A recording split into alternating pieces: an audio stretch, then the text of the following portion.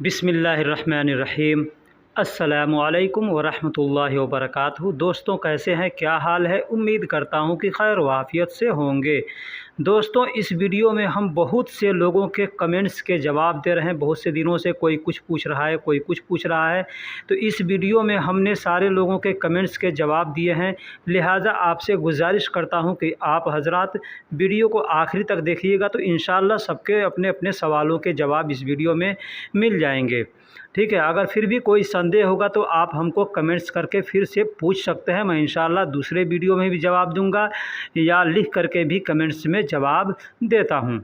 तो चलिए अब हम वीडियो को शुरू करते हैं। वीडियो को शुरू करने से पहले छोटी सी एक रिक्वेस्ट है कि आप हमारे चैनल पर नए हैं या पुराने हैं, चैनल को सब्सक्राइब नहीं किया है तो बराए मेहरबानी सबसे पहले चैनल को सब्सक्राइब कर लीजिए, वीडियो को लाइक कर दीजिए और दोस्तों में भी शेयर किया कीजिए, क्योंकि दोस्तों को भी सीखने और सिखाने का मौका देना चाहिए। ठीक है, हम जो जानते हैं, जो सीखते हैं, तो हम पर फ़र्ज़ है कि हम वो दूसरे को बताएं, दूसरों तक पहुंचाएं।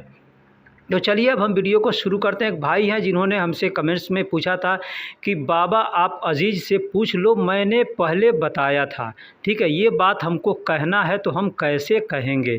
ठीक है, तो देखिए सबसे पहले मैं बतला दूं कि बोलने के लिए जैसे हम कहते हैं बाबा आप अजीज़ से पूछ लो, मैंने पहले बताया था, तो यहाँ पे हम बोलेंगे बाबा इन तयसाल, बाबा इन तयसाल, यानी बाबा तुम पूछ लो मिन अजीज़, यानी अजीज़ से, अजीज़ नाम है। ठीक है, तो मिन अजीज़ यानी अजीज़ से। अव्वल अना कल्लम था, अव्वल यानी मैंने पहले। ठीक है, अव्वल का मतलब पहले होता है, अना का मतलब मैंने, और कल्लम का मतलब, कल्लम का मतलब होता है बात करना। ठीक है, या बताना या बोलना। ठीक है, और जब कल्लम तो कहेंगे तो का मतलब होता है था, तो कल्लम तो यानी बताया था या बात किया था। ठीक है, इस तरह से हम बोलेंगे। ज़्यादा छुट्टे पैसे ले लो, बाद में काम आएगा। ज़्यादा छुट्टे पैसे ले लो, बाद में काम आएगा। 2-3 दिन से हमको एक भाई कमेंट्स कर रहे हैं कि छुट्टे पैसे को क्या कहते हैं, तो मैंने लिख करके तो बताया, लेकिन फिर भी आज मैं वीडियो में बता रहा हूँ कि छुट्टे पैसे को सर्फ कहते हैं, छुट्टे पैसे को सर्फ कहते हैं। ठीक है, तो ज़्यादा छुट्टे पैसे ले लो, बाद में काम आएगा। मैंने ये एग्ज़ाम्पल एक बनाया है, एक जुमला बनाया है। ठीक है, मेन मकसद हमारा यहाँ छुट्टा पैसे का बारे में बताना है। ठीक है, तो शील हैद, शील ज़्यादा, सर्फ फ्लूस, शील का मतलब लेना होता है, ज़्यादा का मतलब ज़्यादा होता है, सर्फ फ्लूस यानी छुट्टे पैसे, छुट्टे पैसे। बादैन शुगुल ईजी, बादैन शुगुल ईजी, बादैन का मतलब बाद में, बादैन का मतलब बाद में। शुगुल ईजी, शुगुल का मतलब काम होता है, ईजी का मतलब आना होता है, तो काम आएगा तो कहेंगे शुगुल ईजी। तो ज़्यादा छुट्टे पैसे ले लो, बाद में काम आएगा, इस तरह से हम लोग बोलते हैं। तो अरबी में बोलना होगा, तो देखिए बोलने का भी कई जगह फ्लूस का मतलब पैसा होता है और माल का मतलब भी पैसा होता है, तो बहुत से लोग माल भी कहते हैं, बहुत से लोग फ्लूस भी कहते हैं। ठीक है, शील हादा फ्लूस यानी ज़्यादा पैसे ले लो। अब लेने के लिए देखिए शील का भी इस्तेमाल करते हैं और जिब का भी इस्तेमाल बहुत से लोग करते हैं। तो जिब का मतलब लेना लाना भी होता है और शील का मतलब लेना या उठाना होता है। यहाँ सिगरेट पीना सख्त मना है, यहाँ सिगरेट पीना सख्त मना है। तो हिना दुखान, हिना दुखान इसरब फ़ी सख्त ममनू, फ़ी सख्त ममनू, यानी यहाँ सिगरेट पीना सख्त मना है। देखिए हिना का मतलब यहाँ होता है, हिना का मतलब यहाँ तक बहुत सी जगह पे हिना नहीं बोल करके मिन्ना बोलते हैं। ठीक है, तो मिन्ना बोलें या हिना बोल दें, बात बहुत से लोग हिना भी बोलते हैं, बहुत से लोग हुना भी बोलते हैं। ठीक है, इसलिए कि लिखा जाता है सेम सेम, लेकिन कोई ज़बर लगा कर, ज़ेर लगा के पढ़ता है, कोई पेश लगा के पढ़ता है। तो ज़ेर लगाएंगे तो हिना होगा और पेश लगाएंगे तो हुना होगा। ठीक है, हिना या हुना दोनों का मतलब होता है यहाँ। ठीक है, यहाँ के लिए भी बोलते हैं और वहाँ के लिए भी ऐसे आदमी इशारा करके बोलता है। दुखान का मतलब सिगरेट होता है, दुखान का मतलब सिगरेट होता है। देखिए अरबी में सिगार का मतलब, सिगार भी बोलते हैं, सिगरेट को सिगार भी बोलते हैं और दुखान भी बोलते हैं। ठीक है, इसरब का मतलब पीना होता है, सरब का मतलब पीना होता है और इसरब का मतलब भी पीना होता है। कितने लोग इसरब कहते हैं, असरब कहते हैं या सरब कहते हैं। ठीक, फ़ी का मतलब है भी होता होता है और में भी होता है। फ़ी का मतलब है भी होता है और में भी होता है। और सख्त का मतलब सख्त होता है, मजबूत। सख्त का मतलब क्या होता है? मजबूत कहते हैं ना, तो मजबूती से मना है यानी सख्ती से मना है। ममनू का मतलब मना होता है, ममनू का मतलब मना होता है। हम लोग कहते हैं मना है, तो यहाँ अरबी में कहते हैं ममनू। ठीक है, यहाँ सिगरेट पीना सख्त मना है। हिना दुखान इसरब फी ममनू, इस तरह से कह सकते हैं, सख्त ममनू। तुम इसे ढकेल कर अंदर बंद कर देना। तुम इसे ढकेल कर अंदर बंद कर देना। जैसे दरवाज़ा है, कोई सामान है, कोई चीज़ है, रखना है और नहीं जा रहा है, तो आदमी क्या कहेगा? अकेले हैं तो कहेंगे धकेल दो, धकेल कर बंद कर दो। ठीक है, या कोई साथ में है, कफ़ील है, बोलता है कि हम उसको धक्का दे करके बंद कर दो। दरवाज़ा कितना होता है, जाम होता है, नहीं बंद होता है, तो आदमी कह दिया धक्का देकर। तो मेन मतलब है यहाँ हमको बतलाना धक्का देना, यानी किसी को धक्का देना है। दरवाज़ा हो, सामान हो, कोई भी चीज़ हो, गाड़ी हो, तो उसको क्या कहेंगे? यदफा का मतलब धक्का देना होता है। ठीक है, कोई कहता है कि थोड़ा गाड़ी को धक्का दे दो, तो कहेगा यदफा, यानी धक्का दे दो। ठीक है, कोई भी चीज़ को धक्का देना होगा, धकेलना होगा, तो यदफा का इस्तेमाल करते हैं। तो अब इसी को कितने लोग यदफा कहते हैं, कितने लोग अदफा कहते हैं। ठीक है, तो तुम इसे धकेल कर अंदर बंद कर देना अगर कहना होगा। एग्ज़ाम्पल हमने बना दिया, तो कहेंगे इंतहादा यदफा, इंतहादा यदफा, दाखिल इगलक सौवी, दाखिल इगलक सौवी। इंतहादा मतलब तुम इसे, यदफा यानी धकेल कर, दाखिल यानी अंदर, इगलक का मतलब होता है बंद करना, इगलक का मतलब होता है बंद करना, गलक का मतलब होता है बंद, इगलक का मतलब होता है बंद करना, मुगलक का मतलब होता है बंद है। ठीक है, मुगलक का मतलब है बंद है या बंद हुआ। सौवी का मतलब कर देना, सौवी का मतलब कर देना। तो यहाँ हम कहेंगे तुम इसे धकेल कर अंदर बंद कर देना। तो इंतहादा यदफा, दाखिल, दाखिल, इस यहाँ पे अब इगलक भी कह सकते हैं या शक्कर का भी इस्तेमाल कर सकते हैं। ठीक, ज़्यादा बात करोगे तुम्हारी ज़ुबान खींच लूँगा, ज़्यादा बात करोगे तुम्हारी ज़ुबान खींच लूँगा। ये शब्द हम इस्तेमाल करते हैं, किसी से थोड़ा नोक झोंक होता है, बात करने में थोड़ी गर्मी होती है, तो वहाँ पे आदमी इस तरह का बात इस्तेमाल करता है। ठीक है, तो यहाँ पे एक भाई ने हमसे पूछता था कि इसहब खींचने को अरबी में क्या कहते हैं। ठीक है, खींचने को अरबी में क्या कहते हैं? तो खींचने को अरबी में इसहब कहते हैं। इसहब का मतलब खींचना होता है। ठीक है, तो ज़्यादा गिरगिर सवी, ज़्यादा गिरगिर सवी यानी ज़्यादा बात करोगे। गिरगिर का मतलब होता है ज़्यादा बोलने वाला जो होता है ना, तो गिरगिर गिरगिर करता है, उसको आदमी कहता है गिरगिर कर रहा है, ज़्यादा गिरगिर नहीं करो। ठीक है, ज़्यादा बात ना करो यानी ज़्यादा गिरगिर ना करो। ज़्यादा गिरगिर मासवी इस तरह कहेंगे। तो ज़्यादा गिरगिर सौवी यानी ज़्यादा बात करोगे। अनाइंत, मैं तुम्हारी, लेसान, लेसान का मतलब होता है ज़ुबान, लेसान का मतलब होता है ज़ुबान। इज़हब का मतलब खींच लूँगा, इज़हब का मतलब खींच लूँगा। तो ज़्यादा बात करोगे तुम्हारी ज़ुबान खींच लूँगा अगर ये कहना होगा। इस तरह का एग्जाम्पल अगर हमने बता दिया कि अगर इस तरह से कहना होगा तो आप कह सकते हैं। इसमें हमने दो जैसे मार्क दिया है, ये हमको लेसान, लेसान का मतलब ज़ुबान होता है, इसहब का मतलब खींचना होता है, और ज़्यादा लोग बोलते हैं तो उसको गिरगिर कहते हैं। ठीक है, गिरगिर कहते हैं। मुझे मालूम है तुम्हारा ज़ुबान अरबी नहीं है, मुझे मालूम है तुम्हारा ज़ुबान अरबी नहीं है। हम लोग अपने हिंदी या उर्दू में कहते हैं मुझे मालूम है तुम्हारा भाषा ये नहीं है, तुम्हारा ज़ुबान ये नहीं है। अब हिंदी में भाषा कहते हैं, हिंदी में भाषा कहते हैं, अरबी में उर्दू में ज़ुबान कहते हैं, उर्दू में ज़ुबान कहते हैं, इंग्लिश में लैंग्वेज कहते हैं। ठीक है, इसी तरह से दुनिया के जितने भी लैंग्वेज हैं, जितने भी भाषा हैं, सब में अलग अलग नाम दिया गया। ठीक है, वैसे ही अरबी में उसको लोगत कहते हैं, अरबी में लोगत कहते हैं। ठीक है, तो मुझे मालूम है तुम्हारा ज़ुबान अरबी नहीं है अगर कहना होगा तो कहेंगे अना मालूम, यानी मुझे मालूम है। इन तलोगत यानी तुम्हारी ज़ुबान, तुम्हारी ज़ुबान। अब यहाँ पे ज़ुबान ये जो जीभ होता है उसका ज़ुबान नहीं, यहाँ पे हम लैंग्वेज के बारे में बात कर रहे हैं। ठीक है, भाषा के बारे में। तो ये भाषा को ज़ुबान, उर्दू में ज़ुबान कहते हैं, अरबी में लोगत कहते हैं, और जो ज़ुबान होता है, जीभ होता है, उसको लेसान कहते हैं, उसको लेसान कहते हैं। तो ये चीज़ आपको यहाँ पे नोटिस करना होगा। ठीक है, कि हमने जीभ के बारे में नहीं, हमने भाषा के बारे में यहाँ बताया। ठीक है, अरबी माफ़ी, अरबी माफ़ी यानी अरबी नहीं है, यानी तुम्हारी ज़ुबान अरबी नहीं है। हम कहते हैं ना कि तुम्हारा ज़ुबान हिंदी नहीं है या तुम्हारा ज़ुबान उर्दू नहीं है, ऐसे हम लोग बोलते हैं। तो ये हमको अगर कहना होगा मुझे मालूम है तुम्हारा ज़ुबान अरबी नहीं है, तो कहेंगे अना मालूम इन तलोगत माफ़ी अरबी या अरबी माफ़ी कह सकते हैं। मेरा रूम इस बिल्डिंग के अंदर है। मेरा रूम यानी मेरा कमरा इस बिल्डिंग के अंदर है। अगर हमको किसी से बताना हो, अपने दोस्त से बताना हो या अपने किसी से भी बतलाना हो कि हमारा रूम इस बिल्डिंग के अंदर है, तो क्या कहेंगे, कैसे कहेंगे? कहेंगे अना गुरफ़ा यानी मेरा रूम या मेरा कमरा। हम लोग हिंदी उर्दू में रूम कहते हैं या कमरा कहते हैं या कोठरी कहते हैं, ठीक है। यहाँ अरबी में उसको गुरफ़ा कहते हैं। तो अना गुरफ़ा यानी मेरा रूम मौजूद, मतलब मौजूद है फ़ी हादा, मतलब इस बिल्डिंग में। फ़ी हादा इस, इमारा का मतलब बिल्डिंग होता है। देखिए हम लोग अपने देश में क्या कहते हैं, उर्दू में इमारत कहते हैं ना, तो सेम वही अल्फाज है इमारत। इमारत यानी तो हटा देंगे तो इमारा हो जाएगा। कैसे?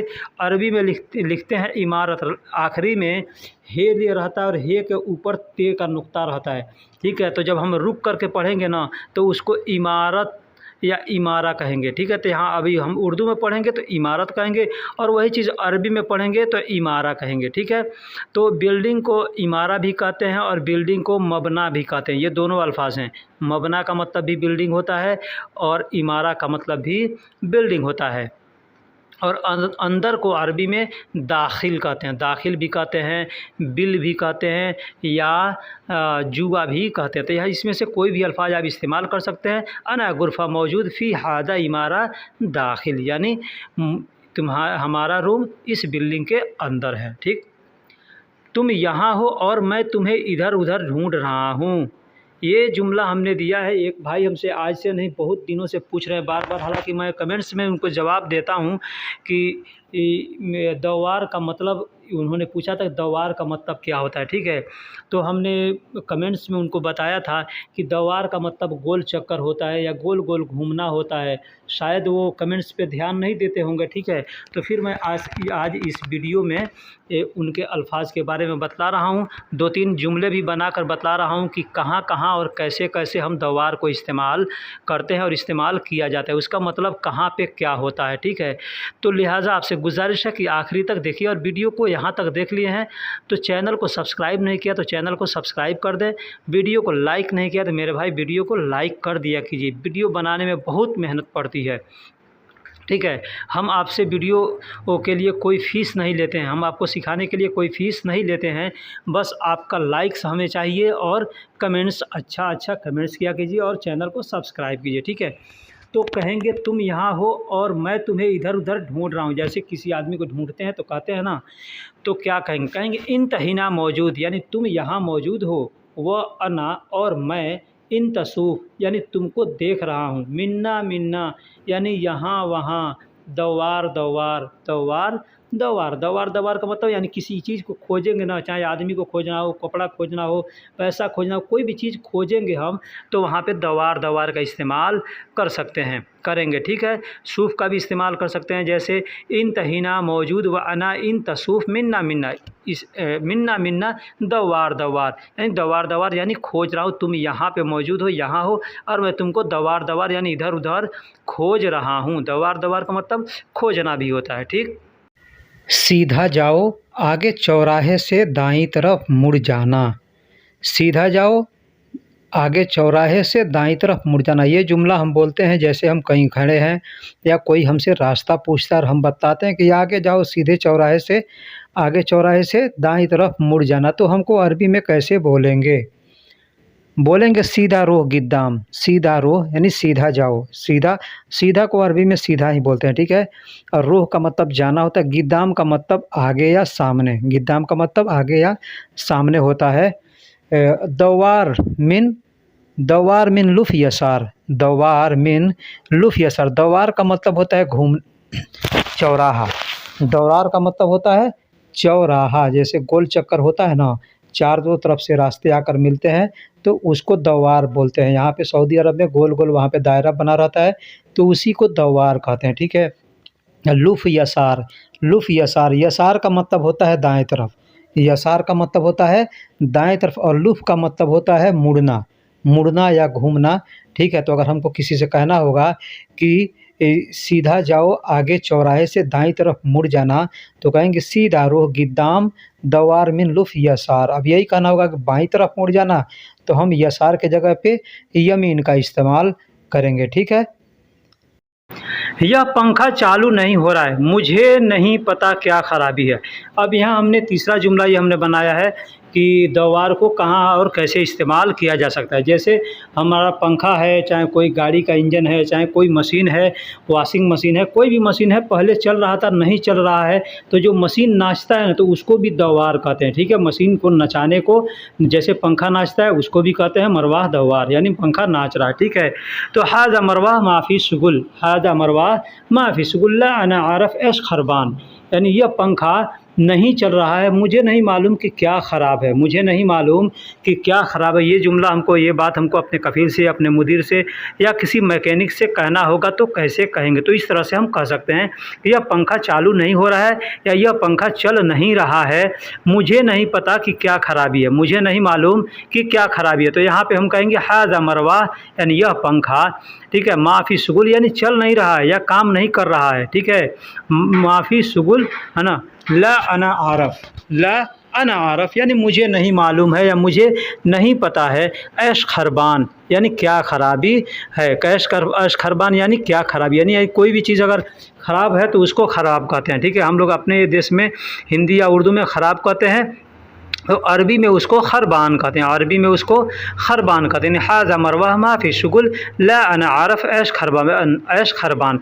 अब यहाँ ला अना आरफ की जगह पे आप अना माफ़ी मालूम का भी इस्तेमाल कर सकते हैं। ठीक है। या मा अदरी का भी इस्तेमाल कर सकते हैं। ठीक है। तो सामने वाला आपसे क्या पूछेगा? पूछेगा कि ऐश मुश्किला, ऐश मुश्किल है यानी क्या परेशानी है, क्या मुश्किल है, क्या पर तकलीफ़ है। हम लोग कहते हैं ना अपने देश के अंदर कोई भी चीज़ बनवाने जाते हैं दुकान पर, तो वो किसी से भी कहते हैं या डॉक्टर के पास ही जाते हैं, अगर बीमार हैं चाहे कुछ भी, तो डॉक्टर पहले क्या पूछते हैं, क्या परेशानी है, क्या तकलीफ़ हो रही है। सामान लेकर जाते हैं बनवाने, तो क्या परेशानी हो रही है इसमें, कैसे क्या मुश्किल है, आदमी पूछता है ना। तो ये जो ऐश मुश्किला है ये बहुत सी जगह पर हम इस्तेमाल करते हैं। ठीक है। कोई अगर बोल रहा है कि हमको ऐसा नहीं चाहिए, तो भी आप कह सकते हैं ऐश मुश्किल है यानी क्या परेशानी, ये नहीं चाहिए, यानी वो नहीं चाहिए, ये नहीं चाहिए, आदमी बोलता है ना। तो या कोई आदमी आपसे ज़्यादा गिर कर रहा है, तभी आप कह सकते हैं ऐसा मुश्किल है, यानी तुमको क्या परेशानी है इतना बोल रहे हो, इस तरह से बोल सकते हैं। ठीक है। कोई आदमी बीमार है, हम जाते हैं उससे मिलने के लिए, तो उससे पूछते हैं कि क्या परेशानी है, क्या हुआ है, तो वहाँ पे भी पूछ सकते हैं कि ऐसा मुश्किल है यानी क्या परेशानी है, कैसे हो रहा है। ठीक है।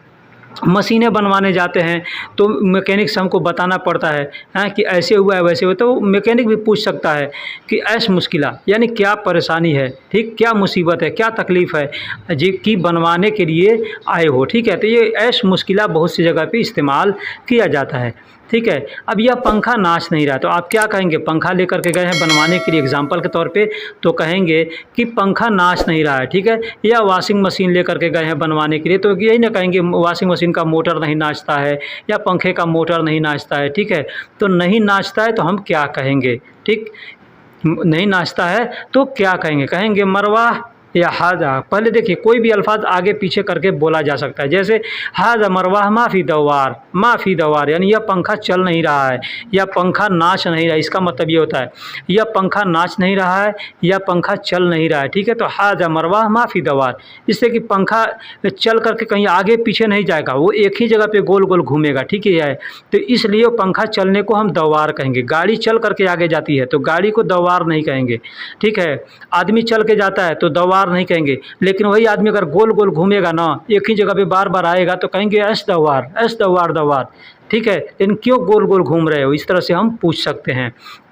ठीक है। तो हाजा मरवाह माफ़ी दवार यानी यह पंखा घूम नहीं रहा है या पंखा नाच नहीं रहा है, शायद जाम हो गया। हम लोग कहते हैं ना शायद जाम हो गया है, थोड़ा देख लो, या बेरिंग जाम हो गया है या मोटर जाम हो गया, हम लोग कहते हैं ना। ठीक है। बेरिंग जाम हो जाता है या कुछ भी हो सकता है। ठीक है। अब ऊपर छत में लगा हुआ है तो हमको नहीं मालूम है कि क्या हुआ है, तो हम कहेंगे शायद जाम हो गया, तो क्या कहेंगे?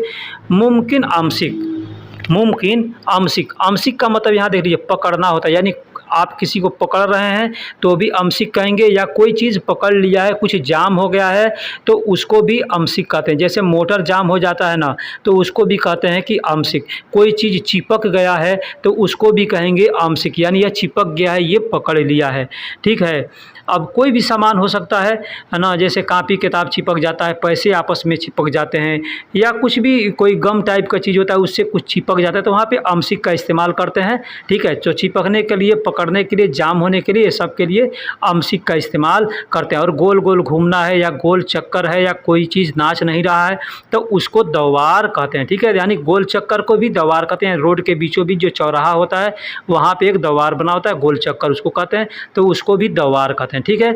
कोई चीज़ हम अगर खोज रहे हैं, ढूंढ रहे हैं तो उसको भी कहेंगे दवार। दवार यानी खोज रहा हूँ, दवार दवार यानी खोज रहा हूँ, यानी गोल गोल खोज रहा हूँ, घूम रहा हूँ, तो इसको भी दवार कहते हैं। कोई चीज़ नाच नहीं रहा है तो उसको भी हम कहेंगे दवार दवार, ठीक है। तो दोस्तों वीडियो में अगर कुछ गलती हुई हो बताने में, कहने में, लिखने में, तो मैं आपसे रिक्वेस्ट करता हूँ कि आप उसको हमें कमेंट बॉक्स में बताइएगा।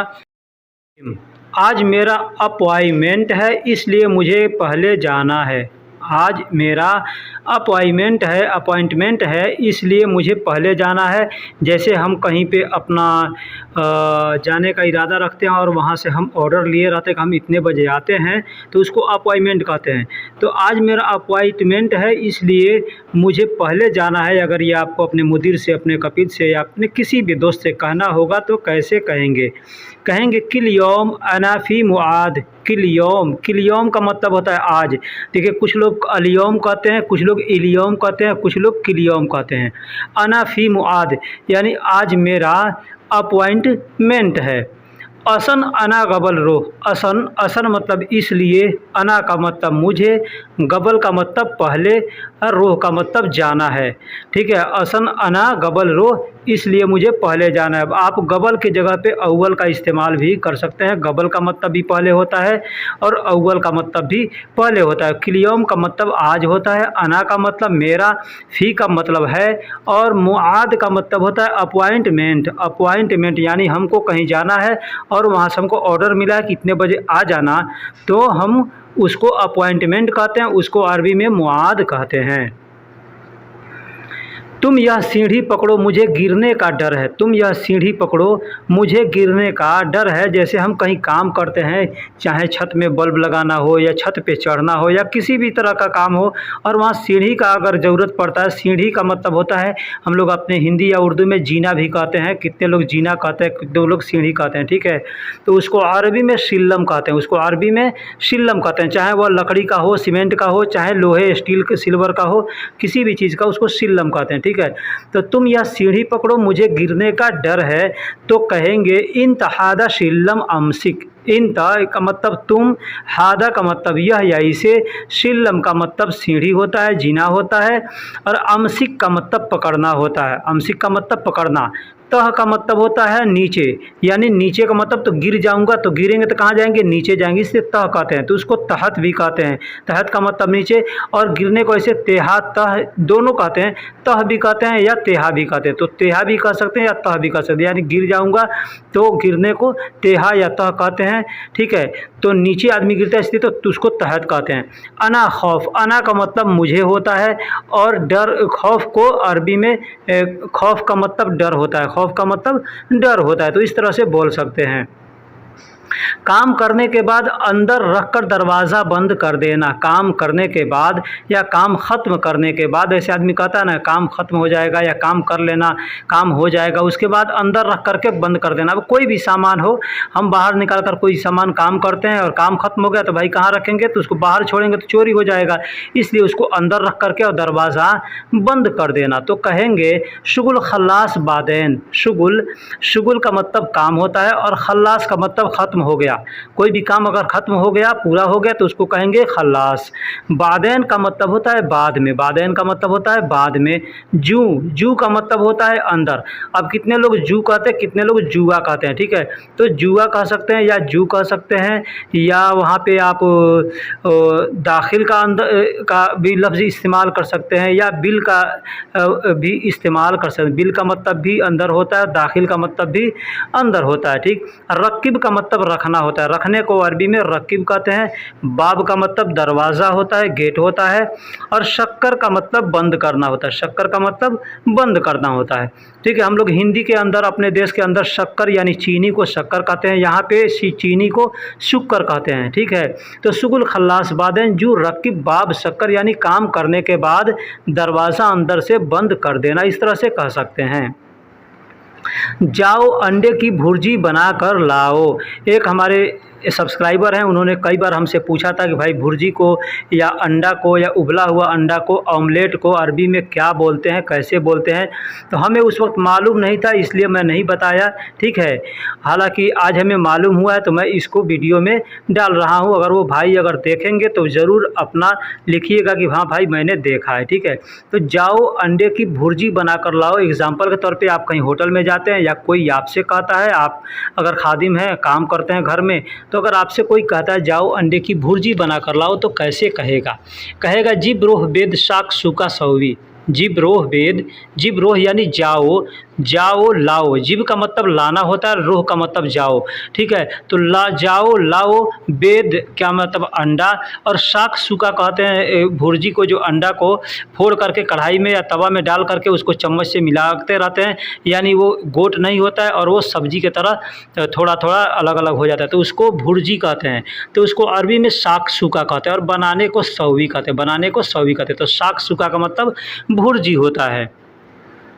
जाओ अंडे की भुर्जी बना कर लाओ। एक और दूसरा हमने यहाँ पे दिया है कि बेद, बेद मखफूक, बेद मखफूक कहते हैं। मखफूक कहते हैं, मखफूक का मतलब होता है भुर्जी। ठीक है, और बेद का मतलब अंडा होता है। तो अंडे की भुर्जी बना कर लाओ, बनाना है तो बेद मखफूक कहते हैं। और सौवी का मतलब करना होता है, बनाना होता है।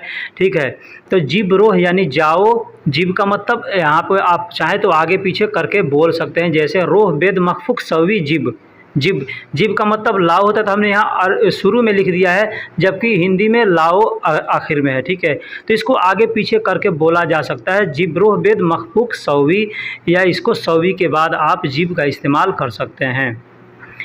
जाओ अंडे का ऑमलेट बना कर लाओ। अब अंडे को बेद कहते हैं। ठीक है, अब उसको मैंने बता दिया कि आपको भुर्जी को शाकसुका कहते हैं, या दूसरा भी बता दिया। अब यहाँ तीसरा होता है जो आमलेट। ऑमलेट होता है जैसे रोटी की तरह से हम अंडे को बनाते हैं। ठीक है, तो उसको कहते हैं अजतुल बेद। अजतुल बेद या अजत बेद कह सकते हैं, अजत बेद कह सकते हैं, या उसको अगर मिलाकर बोलेंगे तो अजतुल बेद कहेंगे। जैसे उसको अलग अलग हम लिखेंगे ना, तो अजत अल बेद लिखा जाएगा। जैसे मैंने लिखा है अजतु अलबेद, तो उसको बोलेंगे अगर एक में मिला तो अजत बेद कह सकते हैं, अजत बेद कह सकते हैं, या अजतुल बेद कह सकते हैं। ठीक है, ठीक है। और जिब रोह यानी जाओ लाओ, और सौवी का मतलब बनाकर, या बनाकर यहाँ बनाने के लिए इस्तेमाल किया गया सौवी को। सौवी का मतलब बनाना भी होता है, करना भी होता है। ठीक है, तो कई जगह बनाने के लिए इस्तेमाल किया जाता है, कई जगह करने के लिए इस्तेमाल किया जाता है। ठीक है, तो जाओ अंडे का ऑमलेट बना कर लाओ, तो जिब रोह अजतुल बेद सौवी, अजतुल बेद सौवी, इस तरह से आप बोल सकते हैं। अब यहाँ पे भी हमने जिब रोह शुरू में दिया है, जबकि हम चाहें तो अगर इसको जिब को आखिरी में भी कर सकते हैं, जैसे रोह अजतुल बेद सौवी जिब, या सौवी से पहले जिब लगा सकते हैं, या आगे भी लगा सकते हैं। यानी आगे पीछे करके किसी भी अल्फाज को, किसी भी सेंटेंस को आगे पीछे करके बोला जा सकता है। आप खुद भी देख सकते हैं, किसी दूसरे का भी वीडियो देख सकते हैं, या अगर आप कुरान पढ़ते हैं तो कुरान के तर्जुमों को पढ़कर भी देख सकते हैं कि आगे पीछे तर्जुमा लिखा रहता है। ठीक, जाओ 4 उबले हुए अंडे लाओ। अब यहाँ पे हमने उबले हुए अंडे के बारे में बता रहे हैं कि उबले हुए अंडे को अरबी में क्या कहते हैं। उबले हुए अंडे को भी 2 तरह से बोला जाता है। ठीक है, कुछ क्षेत्रों में उसको मसलूक कहते हैं, बेद मसलूक कहते हैं, कुछ क्षेत्र में बेद मुगली कहते हैं। ठीक है, तो आपके सामने बेद मुगली आए या बेद मसलूक आए, तो आप दोनों में से अगर आपको मालूम है तो आप उसको समझ सकते हैं। ठीक है, जाओ 4 उबले हुए अंडे लाओ। अब यहाँ जिब रोह अरबा बेद, जिब रोह यानी जाओ लाओ, अरबा बेद यानी 4 अंडे, मसलूक यानी उबले हुए। मसलूक यानी उबले हुए। तो कह सकते हैं जिब्रो अरबा बेद, बेद अरबा बेद मुगली कह सकते हैं या बेद मसलूक कह सकते हैं, यानी दोनों में से कोई भी अल्फाज आप इस्तेमाल करके बोल सकते हैं। जैसे आप होटल में जाते हैं खाना खाने, अब वहाँ पे आपको वेटर से कहना है तो कहेंगे अगर 4 अंडे मांगने हैं, 2 अंडे मांगने हैं, 1 अंडे मांगने हैं, जो भी मांगने हैं आप वहाँ उसको काउंटिंग का नंबर दे करके बोल सकते हैं। जैसे हमने 4 अंडे का यहाँ पे एग्जाम्पल दिया है, तो कह सकते हैं जिब्रो अरबा बेद मसलूक, जिब्रो अरबा बेद मसलूक, या कह सकते हैं अरबा बेद मसलूक जिब, इस तरह भी कह सकते हैं, ठीक है। या अबगा कह सकते हैं वहाँ पे, यानी मतलब चाहिए, अभी होटल में गए तो चाहिए भी कह सकते हैं कि हमको चाहिए, या लाओ या बनाओ, ऐसे भी हम बोल सकते हैं, ठीक है। अब जाओ यहीं पे अगर हमको मान लीजिए कहना है 4 पीस, अब यहाँ भी एक और हमने अल्फाज दिया है पीस। पीस को हम लोग हिंदी में 1-2 बोलते हैं, 1 पीस, 2 पीस, 3 पीस, 4 पीस। तो अरबी में इसको बोलते हैं हब्बा। कोई भी चीज़ का पीस होगा, 1 हब्बा या 1 हब्बा, 2 हब्बा ऐसे बोलते हैं। जैसे 1 अंडा है तो 1 हब्बा बोलेंगे, 2 अंडा है 2 हब्बा बोलेंगे, है ना। इतने हब्बा, 3 अंडा है तो तलाता हब्बा बोलेंगे, 4 अंडा है तो अरबा हब्बा बोलेंगे। यानी जितने भी पीस होंगे उसको आप हब्बा कह के बोल सकते हैं। पीस का मतलब हब्बा होता है, ठीक है। चाहे अंडे का पीस हो, चाहे कोई भी चीज़ का पीस हो, उसको आप हब्बा कह के बोल सकते हैं। तो जाओ 4 पीस उबले हुए अंडे लाओ कहना होगा तो कहेंगे जी।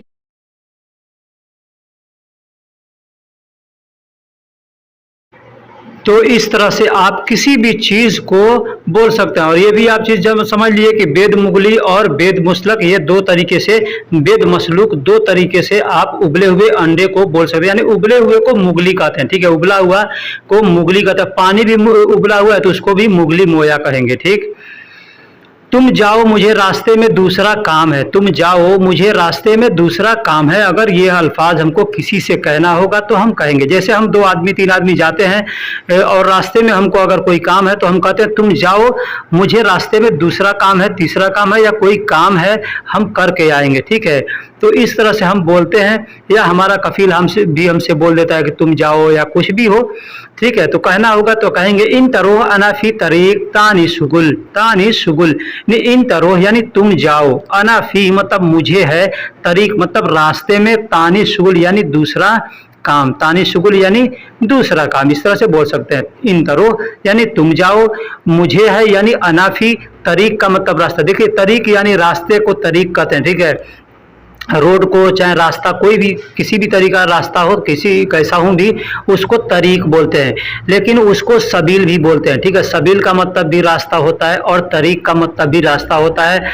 हमने कुरान में पढ़ा है सिरात का मतलब भी रास्ता होता है। जैसे आप कुरान पढ़ते हैं और पढ़ते हैं उसमें सूरह फातिहा, तो उसमें सिरातल मुस्तकीम, सिरातल मुस्तकीम आता है, तो सिरात का मतलब भी रास्ता होता है और मुस्तकीम का मतलब सीधा होता है, ठीक है। तो सिरातल मुस्तकीम यानी सीधा रास्ता।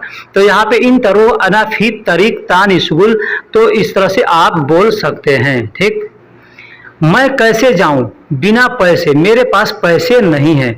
जब आदमी आपसे कहता है कि तुम जाओ मुझे रास्ते में कुछ काम है, अगर आपके पास पैसे नहीं तो आप कह सकते हैं कि मैं कैसे जाऊं बिना पैसे, मेरे पास पैसे नहीं हैं।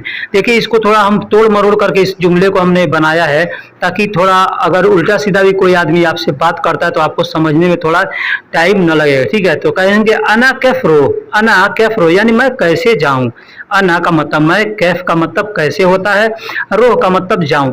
तो मैं कैसे जाऊं बिदुन फुलूस यानी बिना पैसे। अब बिदुन का कोई कहीं भी अगर आपको बिना के लिए इस्तेमाल करते हैं, जैसे बिना पानी, बिना खाना, बिना कपड़ा, बिना घर, आदमी कहते हैं ना कैसे रहेगा, तो वहाँ पे बिना घर तो बिदुन बेत, बिना पानी बिदुन मोया, बिना पैसा तो बिदुन फुलूस यानी बिना अकिल, तो बिना खाना तो बिदुन अकिल, इस तरह से आप बोल सकते हैं, ठीक है। तो यहाँ पे हमने दिया है बिदुन फुलूस यानी बिना पैसा।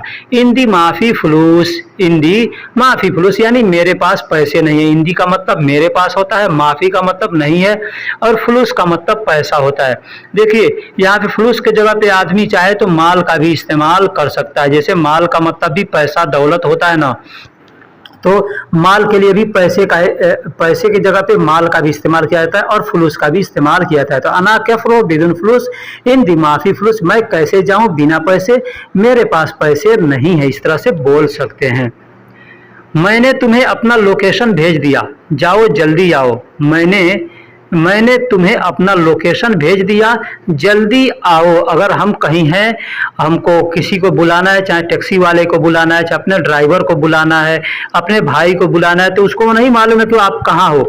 तो यहाँ पे आसान तरीका है अब ये इंटरनेट के ज़माने में कि आप तुरंत अपना लोकेशन भेजिए उसको व्हाट्सएप पे और वो आदमी आ जाएगा। तो यहाँ पे हम बतला रहे हैं कि लोकेशन को मौका कहते हैं, लोकेशन को मौका कहते हैं।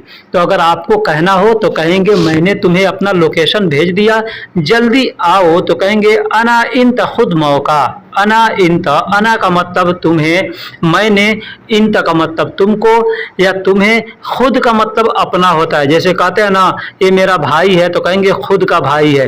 कहते हैं ना खुद का भाई है, मेरा खुद का मोबाइल है, ये मेरा खुद का घर है।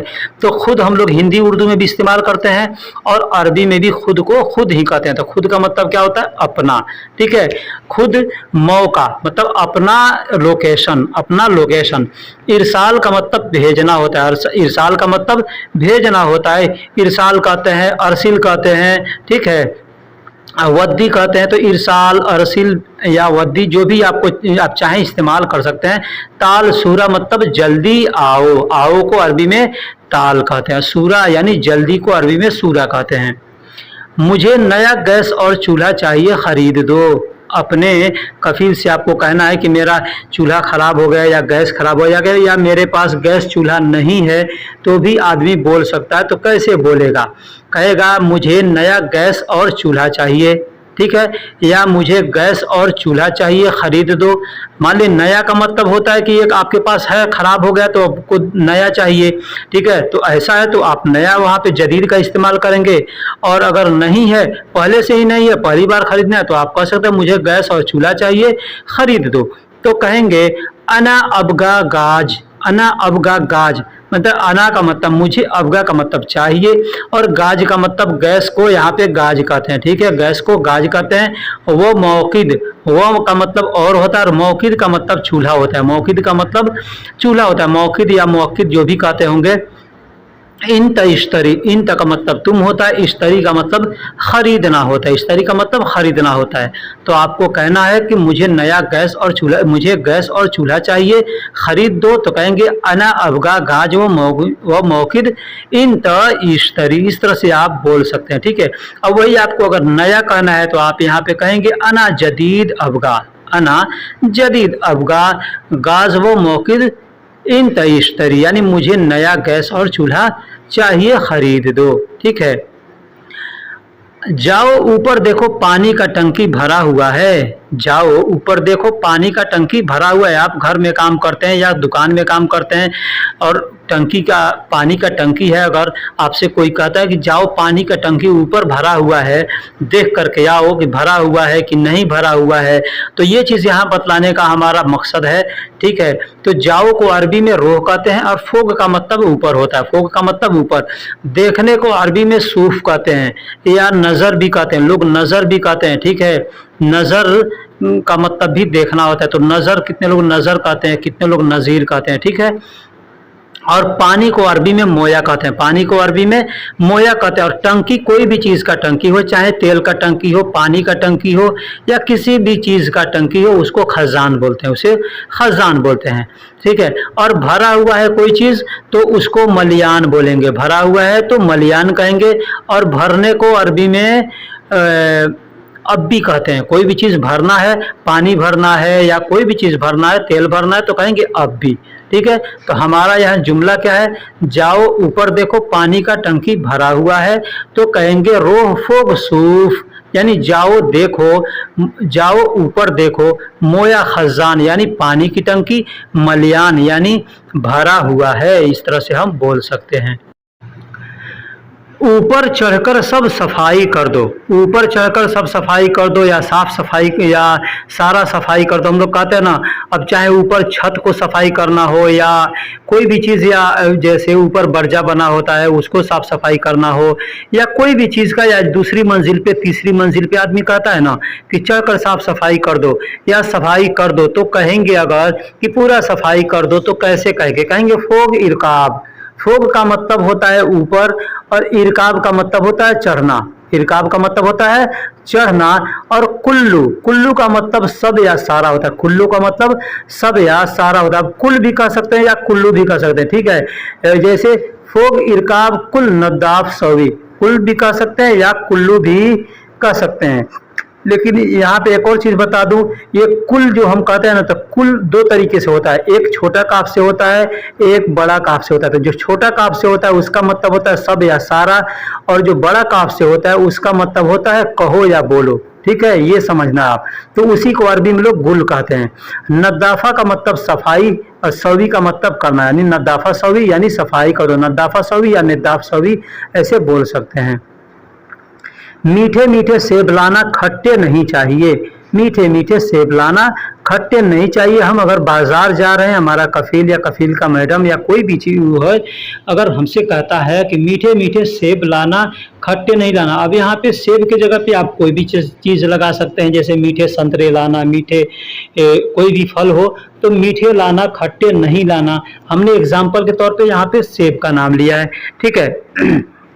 तो कहेंगे जिब तुफाह, जिब यानी लाना, तुफाह का मतलब होता है सेब, सेब को अरबी में तुफाह कहते हैं। हलवा, हलवा यानी मीठा मीठा, हलवा, हलवा का मतलब होता है मीठा मीठा, हलवा यानी मीठा को अरबी में हलवा कहते हैं, ठीक है। तो मीठा मीठा यानी हलवा हलवा। हामद, हामद का मतलब खट्टा होता है, हामद का मतलब खट्टा होता है। माँ अबगा यानी मुझे नहीं चाहिए, माँ अबगा का मतलब नहीं चाहिए, माँ का मतलब नहीं होता है और अबगा का मतलब चाहिए, अबगा का मतलब चाहिए।